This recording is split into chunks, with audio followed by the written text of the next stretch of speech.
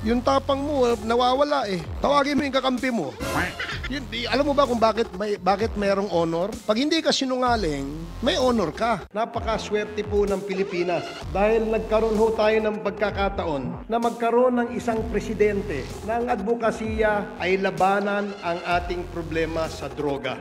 At walang iba ang pwedeng gumawa niyan, kundi po si President Rodrigo Roa Duterte. Palakpakan po natin yung may honor, mga Lodi. Palakpakan po natin si Ace Barbers na sinasabi po niyang kapag sinungaling daw po, wala daw pong honor. Dahil may honor ka, Mr. Ace Barbers, dapat sagutin mo to. Hindi ka ba nagsisinungaling dyan sa Quadcom? Sa katotohanan lang, nasa mukha ba namin ang mag-coerce? Tingnan nyo nga ang mukha niya compared sa mukha namin, sabi po ni Kong Benny Abante. Pogi ni Kong Abante!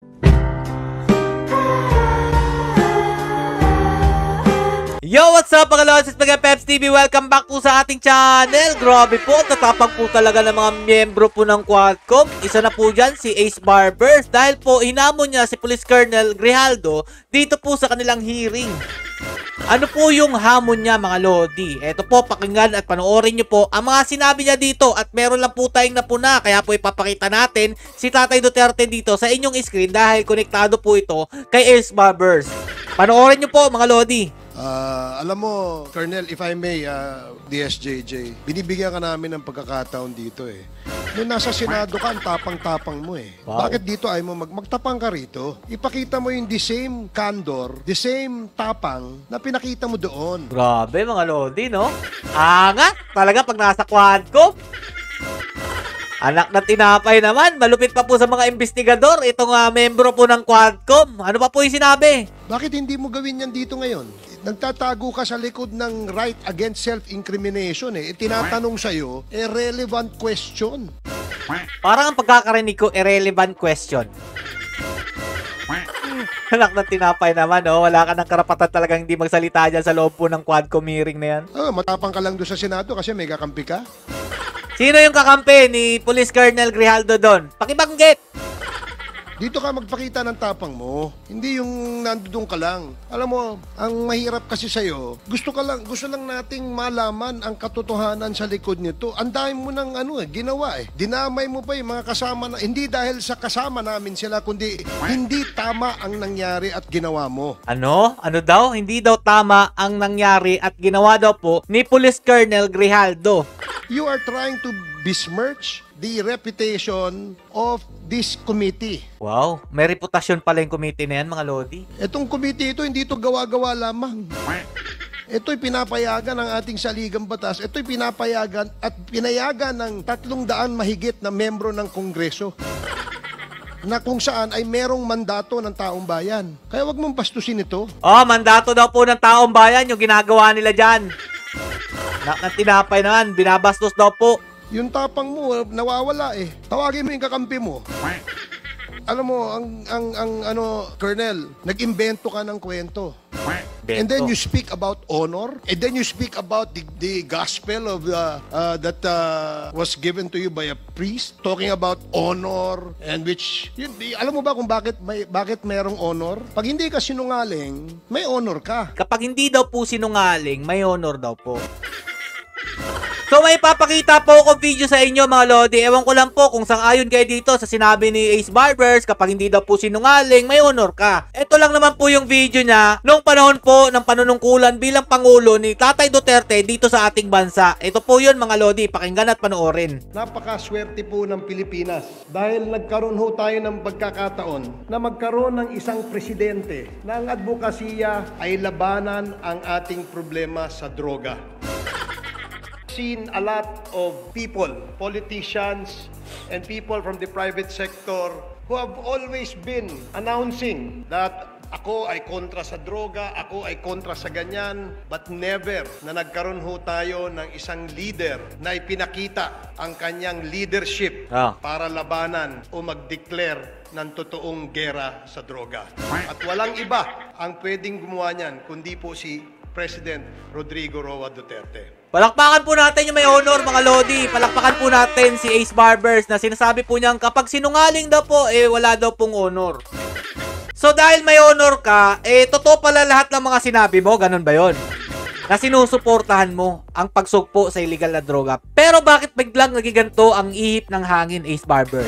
Ngayon, minamasama nyo yung ginawa ni Tatay Duterte nung nasugpo po ang illegal na droga sa ating bansa. Dahil nga po, sa panahon po ni Bongbong Marcos, bawal po saktan ang mga drogista. Ganun ba yun? Dahil may honor ka, Mr. Ace Barbers, dapat sagutin mo to. Hindi ka ba nagsisinungaling dyan sa Quadcom? Sinabi mo pa na dinudungisan daw po yung pangalan ng komite na yan. Pakita lang po natin mga Lodi yung iba pang mga ebidensya. Ito po yung sinabi ni Police Colonel Grijaldo na kinausap daw po siya di umano ni Dan Fernandez at saka ni Benny Abante. Ito po, panoorin nyo mga Lodi kung hindi po ba tugma yung sinabi po ni Police Colonel Grijaldo dito po sa video na ito na kumakalat ngayon. PM, Colonel Grijaldo enters the holding room. At 7:59 p.m., Attorney Emericio Quilang enters. At 7:11 p.m., Attorney Rotsiv Comigat enters. At 7:19 p.m., Congressman Dan Fernandez enters. At 7:35 p.m., Congressman Benny Abante enters. At 7:35 p.m., Congressman Dan Fernandez and Benny Abante leave the holding room. At 7:36:14 p.m., Colonel Grijaldo exits with Attorney Quilang and Attorney Comigat. At 7:36:25 p.m., Colonel Grijaldo, all smiles, is seen conversing with Jimmy Fortaleza. So, dito po sa video na ito mga Lodi, sinasabi po, nung 7:18, pumasok daw po ito si Dan Fernandez at sumunod po dyan, 7:20, pumasok naman po si Benny Abante. Lumabas po sila 7:35. So, meron pong sa tingin ko mga 15 minutes pong nasa loob sila dun at nag-uusap siguro. Ang sabi po dito mga idol, public opinion and observation. Ito ang CCTV ng House of Representatives na totoo pag-uusap ni Police Colonel Grijaldo at Congressman Dan Fernandez, Benny Abante, lawyer ni Garma. Ang tanong, bakit nyo kinausap? Under oath yan sa hearing, bawal na bawal yan. Eto, mga Lodi, totoo to. At ito yung sinabi na rin ni Tatay Duterte. Bakit nyo kinakausap ang inimbitahan nyo dyan sa Quadcom na alam nyo naman na magkakaroon talaga kayo ng issue about dito? Tapos, ang pinalalabas nito po ni Ace Barbers, sinisira daw po ang pangalan ng komite. Na hindi naman po si Police Colonel Grijaldo ang may gawa nun, kung di itong dalawang ito. Kung nasira man ang pangalan ng komite ninyo, ay dahil yan kay Dan Fernandez at saka kay Benny Abante na nilabag ang batas about po dyan sa hearing ninyo. Makikipag-usap kayo dyan po sa inimbitahan nyo kay Police Colonel Grijaldo na dapat hindi naman ginagawa. Tapos nung nahuli at nakita sa CCTV, bigla nyo sasabihin na ginawa daw masama ang komite. Tapos alam nyo po ba ang nangyari? Na-cite in contempt na naman daw po. Ito po si Police Colonel Grijaldo. Ito po, panoorin. Cited in contempt muli ng House Quad Committee si Police Colonel Hector Grijaldo. Dahil yan sa hindi niya pagsagot sa mga tanong ng komite ukol sa naging pahayag niya sa Senate hearing noong October 2024. Sinabi noon ni Grijaldo sa Senado na pinilit umano siya ni na Congressman Dan Fernandez at Benny Abante na kumpirmahing may reward system sa war on drugs ng Administrasyong Duterte. Dati na itong itinanggi ng dalawang kongresista. Unang na-cite in contempt si Grijaldo. Aamin ba mga Lodi, itong dalawang kongresista na to sa tingin nyo? Ang lupit po talaga mga Lodi nitong administrasyon na to. Lahat po ng mga hindi naaayon sa batas ay ginagawa po nila. Yan pong Congress na yan, yan pong Quadcom hearing na yan, laman po yan ng cite in contempt. Pero bakit hindi nyo ginawa kay Tatay Duterte? Dapat ginawa nyo rin kay Tatay Duterte dahil hindi naman din siya sumasagot sa mga gusto ninyong makatanungan, di ba?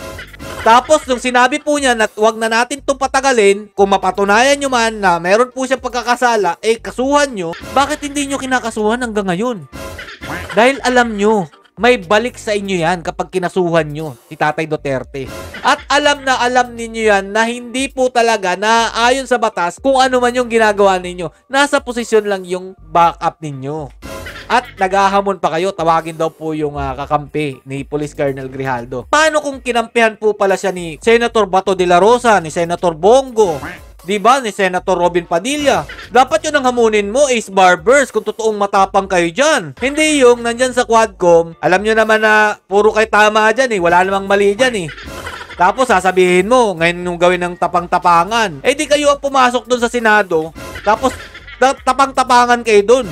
para magkaalaman na. Nga sinasabi pala dito, sa totoo lang kung siya nasaktan ni Congressman Dan Fernandez, ako naman ay na-offend. Sa katotohanan lang, nasa mukha ba namin ang mag-coerce? Nasa mukha niya? Tingnan nyo nga ang mukha niya compared sa mukha namin. Sabi po ni Kong Benny Abante. Pogi ni Kong Abante. Eto mga Lodi paalala lang po natin, ito pong Quadcom, hindi po sila taga-usig. At binuulan po talaga ito para po siraan si Tatay Duterte, yan po ang sa tingin natin. Dahil kung hindi po naman talaga paninira ang ginagawa nila mga Lodi, dapat matagal na po nilang kinasuhan ito po si Tatay Duterte kung sakali mang matibay po talaga ang kanilang mga ebidensya. Pero hanggang ngayon, nananatili pa rin po nilang ini-ere itong Quadcom hearing para lang po magmukhang masama ang mga Duterte. Yan po ay sa tingin ko lang. Hinamon na nga po sila ni Tatay Duterte na kasuhan nyo po siya. Pero bakit hindi nyo magawa, di ba? Yun lang naman po talaga ang totoong hangarin ninyo dyan. Ang palabasin na masama ang ginawa ni Tatay Duterte nung kanyang pamamahala bilang presidente ng ating bansa. Hanggang dito lang po muna mga idol. Tingnan po natin ang mga susunod na mga matatapang dyan sa Quadcom hearing. Stay safe and God bless you all. Duterte pa rin kahit anong gawin ninyo.